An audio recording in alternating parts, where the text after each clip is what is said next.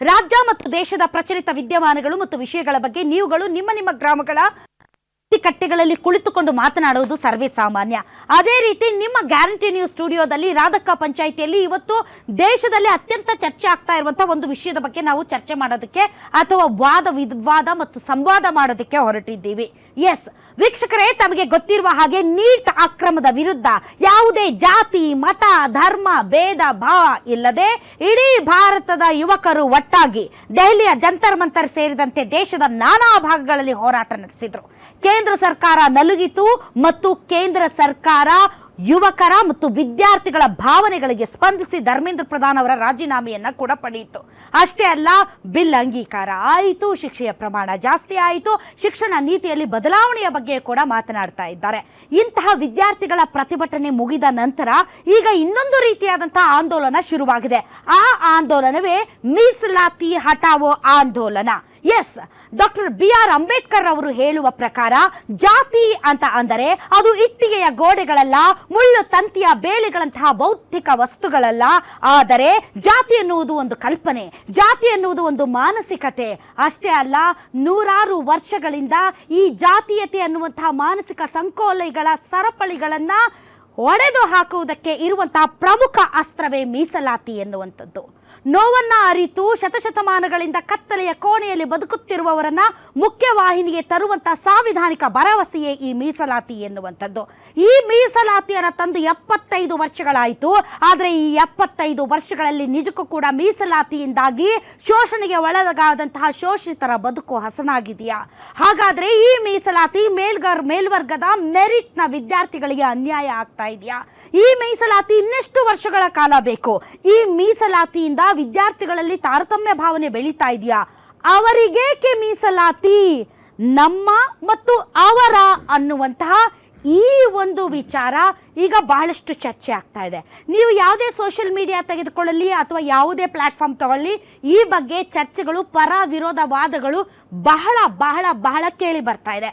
ಹಾಗಾಗಿ ಇವತ್ತಿನ ರಾಧಕ್ಕ ಪಂಚಾಯಿತಿಯಲ್ಲೂ ಕೂಡ ಕಾಸ್ಟ್ ಬೇಸ್ಡ್ ಮೀಸಲಾತಿ ಬೇಕಾ ಬೇಡವಾ? ಸಮಾಜ ಬದಲಾಗಿದೆಯಾ? ದಲಿತರ ಸ್ಥಿತಿಗತಿಗಳು ಬದಲಾಗಿದೆಯಾ? ದಲಿತರ ಬಗೆಗಿನ ಅಸ್ಪೃಶ್ಯತೆಯ ಮನೋಭಾವ ಮತ್ತು ಮಾನಸಿಕತೆ ಬದಲಾಗಿದೆಯಾ? ಹಾಗಾದರೆ ಈ ಮೀಸಲಾತಿಯಿಂದ ದಲಿತರ ಉದ್ಧಾರ ಆಗಿದೆಯಾ ಅನ್ನೋದರ ಬಗ್ಗೆ ಚರ್ಚೆ ಮಾಡ್ತೀವಿ.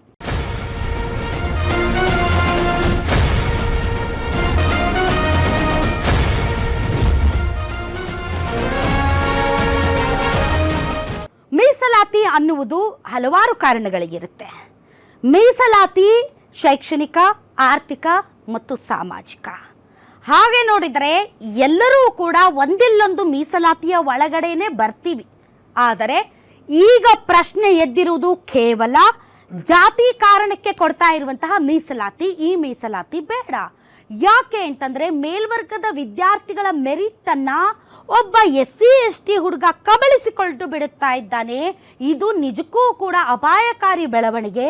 ಇದರಿಂದ ಕ್ವಾಲಿಟಿ ಕೊಡೋಕ್ಕಾಗ್ತಾ ಇಲ್ಲ ಎಲ್ಲ ಕ್ಷೇತ್ರಗಳಲ್ಲಿ ಅಂತ ಈ ರೀತಿಯಂತ ಹಲವಾರು ಪ್ರಶ್ನೆಗಳಿವೆ. ಹಾಗೆ ನೋಡಿದ್ರೆ ಕಾಕ್ರೋಚ್ ಜನತಾ ಪಾರ್ಟಿ ತರ ನೀಟ್ ಅಕ್ರಮದ ವಿರುದ್ಧ ವಿದ್ಯಾರ್ಥಿಗಳು ಒಟ್ಟಾದ್ರಲ್ಲ, ಆ ದೊಡ್ಡ ಮಟ್ಟದ ಹೋರಾಟ ಇದಲ್ಲದೆ ಇರಬಹುದು. ಆದರೆ ಸಣ್ಣಗೆ ಚಿಗುರುತ್ತಿರುವಂತಹ ಆಂದೋಲನ ಆಗಾಗ್ಗೆ ಇದು ಕೇಳಿ ಬರುತ್ತೆ, ಹಾಗೆಯೇ ಮಾಯವಾಗುತ್ತೆ. ಆದರೆ ಇದು ನಿಜಕ್ಕೂ ಕೂಡ ಕಾಕ್ರೋಚ್ ಜನತಾ ಪಾರ್ಟಿ ಥರ ಗಟ್ಟಿಯಾಗಿ ಮುಂದುವರಿಯುತ್ತಾ? I don't know. ವೀಕ್ಷಕರೇ, ನಿಮ್ಮ ಪರವಾಗಿ ಬಹಳಷ್ಟು ಜನ ಆಡಿಯನ್ಸ್ ಕೂಡ ಈ ಕಾರ್ಯಕ್ರಮದಲ್ಲಿ ಭಾಗವಹಿಸಿದ್ದಾರೆ. ಬನ್ನಿ, ಅವ್ರನ್ನೂ ಕೂಡ ವೆಲ್ಕಮ್ ಮಾಡೋಣ. ತಮ್ಮೆಲ್ಲರಿಗೂ ಕೂಡ ರಾಧಕ್ಕ ಪಂಚಾಯಿತಿ ವಿಶೇಷ ಕಾರ್ಯಕ್ರಮಕ್ಕೆ ಸ್ವಾಗತ. ಈ ಬಗ್ಗೆ ಮಾತಾಡೋದಕ್ಕೆ ಹಿಂದೂ ಮುಖಂಡರಾದಂಥ ಭರತ್ ಶೆಟ್ಟಿ ಅವರಿದ್ದಾರೆ. ಸರ್, ತಮಗೆ ಸ್ವಾಗತ. ಅದೇ ರೀತಿ ಒಳ ಮೀಸಲಾತಿ ಹೋರಾಟದ ಮುಂದಾಳತ್ವ ವಹಿಸಿರುವಂತಹ ದಲಿತ ಮುಖಂಡರಾದಂಥ ಭಾಸ್ಕರ್ ಪ್ರಸಾದ್ ಅವರಿದ್ದಾರೆ. ಸರ್, ತಮಗೂ ಸ್ವಾಗತ. ಇನ್ನೊಬ್ಬ ಶ್ರೀರಾಮ ಸೇನೆಯ ಮುಖಂಡರಾದಂತಹ ಸುಂದರೇಶ್ ನರ್ಗಲ್ ಇದ್ದಾರೆ. ತಮಗೂ ಕೂಡ ಸ್ವಾಗತ. ಇನ್ನು BPS ಪಕ್ಷದ ಹರಿರಾಮ್ ಅವರಿದ್ದಾರೆ. ತಮಗೂ ಕೂಡ ಸ್ವಾಗತ. ಓಕೆ, ಈಗಾಗಲೇ ಮೀಸಲಾತಿ ಹಟಾವೋ ಆಂದೋಲನ ಅಂತ ಇನ್ಸ್ಟಾಗ್ರಾಮ್ನಲ್ಲಿ ಪೇಜ್ ಓಪನ್ ಆಗಿದೆ. ಸಿಕ್ಕಾಪಟ್ಟೆ ಫಾಲೋವರ್ಸ್ ಇದ್ದಾರೆ. ಅದ್ರ ಬಗ್ಗೆ ಮಾತುಗಳು ಕೇಳಿ ಬರ್ತಾ ಇದ್ದಾವೆ. ಪರ ವಿರೋಧ ವಾದಗಳು ಕೂಡ ಕೇಳಿ ಬರ್ತಾ ಇದೆ. ಹಾಗಾದ್ರೆ ಮೀಸಲಾತಿ ಬೇಕಾ ಬೇಡವಾ ಅನ್ನೋದಕ್ಕೆ ಸಂಬಂಧಪಟ್ಟಂತೆ ಭರತ್ ಶೆಟ್ಟಿ ಏನ್ ಹೇಳ್ತಾರೆ? ಏನ್ ಹೇಳ್ತೀರಿ ಭರತ್ ಶೆಟ್ಟಿ? ಖಂಡಿತ ನೋಡಿ, ಈ ಮೀಸಲಾತಿ ಅನ್ನೋದು ಕಾಲಕ್ರಮೇಣ ಏನು ಮೊದಲು ಇದ್ದಂಥ ರಾಜಕೀಯ ವ್ಯವಸ್ಥೆಗೂ ಆಗಿರುವಂಥ ಒಂದು ದಬ್ಬಾಳಿಕೆಗೂ ಈಗಿರುವಂಥ ರಾಜಕೀಯ ವ್ಯವಸ್ಥೆಗೂ ಈಗಿರುವಂಥ ಬದಲಾವಣೆಗೂ ತುಂಬ ವ್ಯತ್ಯಾಸ ಇದೆ. ಡಾಕ್ಟರ್ BR ಅಂಬೇಡ್ಕರ್ ಅವರು ಆ ಟೈಮಲ್ಲಿ ಹೇಳಿರುವಂಥದ್ದು ಸಂವಿಧಾನ ರಚನೆ ಆಗಿ 10 ವರ್ಷ ಆದಮೇಲೆ ಈ ಜಾತಿ ಮೀಸಲಾತಿನ ತೆರವು ಮಾಡಬೇಕು ಅಂತ ಒಂದು ಹೇಳಿಕೆಗಳನ್ನು ಕೊಟ್ಟರು. ಆದರೆ ರಾಜಕೀಯ ಒಂದು ತೆರವು ಮಾಡಬೇಕು ಅಂತ ಹೇಳಿದ್ರ ಪುನರ್ ಪರಿಶೀಲನೆ ಮಾಡಬೇಕು ಅಥವಾ ಯಾವ ಮೀಸಲಾತಿಯನ್ನ ಪುನರ್ ಪರಿಶೀಲನೆ ಮಾಡಬೇಕಂತ ಅವರು ಹೇಳ್ತಾರ ಮಾಹಿತಿನೇ ತಪ್ಪಿದೆ. I know let him finish.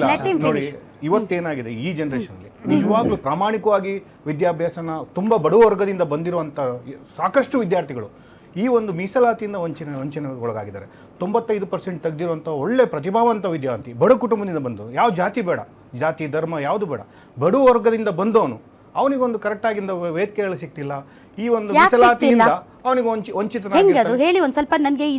ಇದು ಏನು ಒಂದು ಸ್ವಲ್ಪ ಎಲಾಬ್ರೇಟ್ ಮಾಡಿ ಹೇಳಿ. ಯಾಕೆ ಅಂತಂದ್ರೆ ಈಗ SC ಗಳಿಗೆ ಇರುವಂತಹ SC ST ಗಳಿಗೆ ಇರುವಂತಹ ಮೀಸಲಾತಿ ಎಷ್ಟು? 15%. 18%. ಸೊ ಈ 18% ಉಳಿದಿದ್ದು ಎಷ್ಟು ಪರ್ಸೆಂಟ್? ಬಾಕಿ ಜನಾಂಗಗೂ 32 50 ಜನರಲ್. ತಡ್ರಿ ಸರ್, ಉಳಿದಿದ್ದು ಬಿಡಿ. SC ST ಅಷ್ಟೇ ಇಟ್ಕೊಳ್ಳೋಣ ಜಾತಿ ಕಾರಣಕ್ಕೆ. 87.